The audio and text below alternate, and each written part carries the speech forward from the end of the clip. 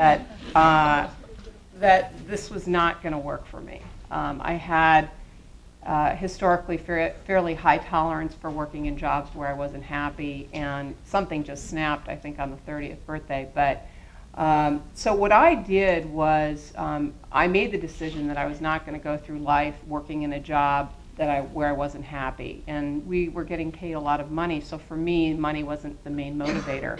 And I actually went through a number of the steps that Wendy had talked about early on in her presentation, which was, instead of identifying a profession that I thought would work or would be of interest to me, I actually sat down and wrote down all of the things that I thought I did well, all of the things I thought I did not do well, and the things that I liked to do and didn't like to do, what I liked in a work environment, what I didn't. And I went through a very comprehensive self-analysis just on a piece of paper.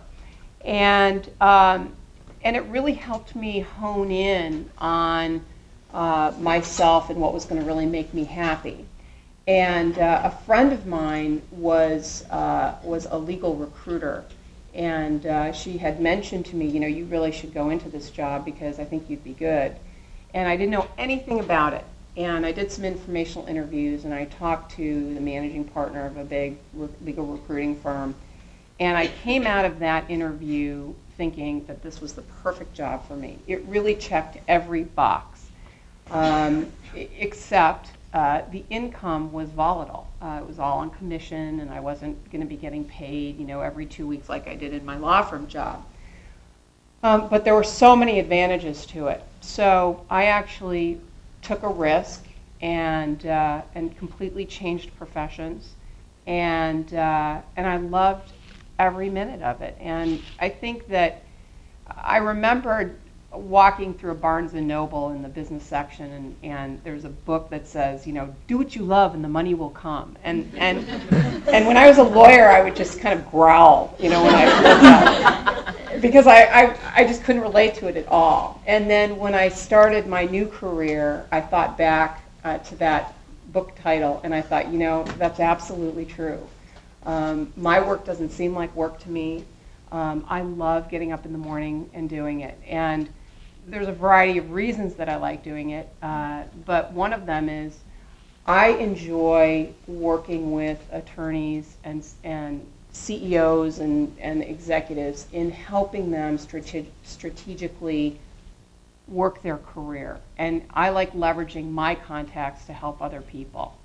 And I get to do that every single day in my job.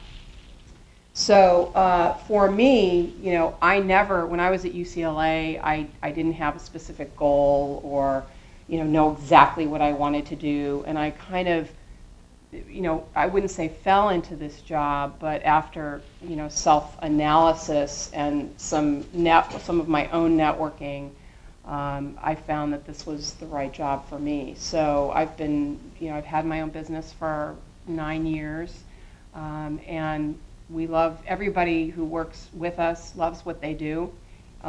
We make a decent living at it, and that is one piece of advice that I would give everybody, is to really figure out what it is that you love to do and explore different occupations or careers that can involve the things and the elements that make you happy. It's not just one thing, one job, or one type of job that's going to fit into your box. I think there's a lot of different types that will. And if you can find that, you're very lucky, because your job will never be work. It will always be a real pleasure. It won't necessarily be easy all the time, and there will be ups and downs to it. But I think as a whole, you'll be extremely happy, and I feel lucky, because I feel like I've found that for myself, and I feel that everybody can really find that for themselves if they focus on the things that Wendy spoke about, and leveraging your network to find what really makes you happy. So, and a little bit about me: I've been married for 7 years, and I have 1-year-old twins. Yeah, and I feel like I've aged 20 years. So I'm working on work-life balance, because I feel like I don't have it. I really related to the, home does not give me a sense of recharging. that continues to take for me. So I'm working on carving out my Julie time to try and recharge my batteries. So anyway, that's a little bit of my story. Thanks, Julie. Maithili? Thanks, Varana. So first of all, really enjoy being here. Thank you for the opportunity. I, if you haven't guessed already, grew up in India. Most of my formative years were in India in a party town called Goa. If people are familiar, it was definitely not a place that is famous for math and science. And but I grew up in a family that came originally from southern India, where math, science, music, and dance is pretty much it. That's what you focus on. And for most of my growing up years, that's what I focused on. I trained in classical Indian dance and music and focused on math and science in school. And that's pretty much what led me. I think sometime when I was in 10th grade, I decided I was going to go to the US for my PhD, and that was my goal. I certainly had no role models. I came from a family where no one, let alone a woman, had ventured beyond the 7 seas, so to speak. So while there was some initial opposition from family, my mother was the one who stood up for me and said, no, if that's what she chooses to do, I'm going to support her. And she helped me through every application. She proofread my application to universities in the US and helped me through the whole process. And that's what landed me here. I came to the middle of nowhere, Lubbock, Texas, for my graduate school for a PhD in physics and EE.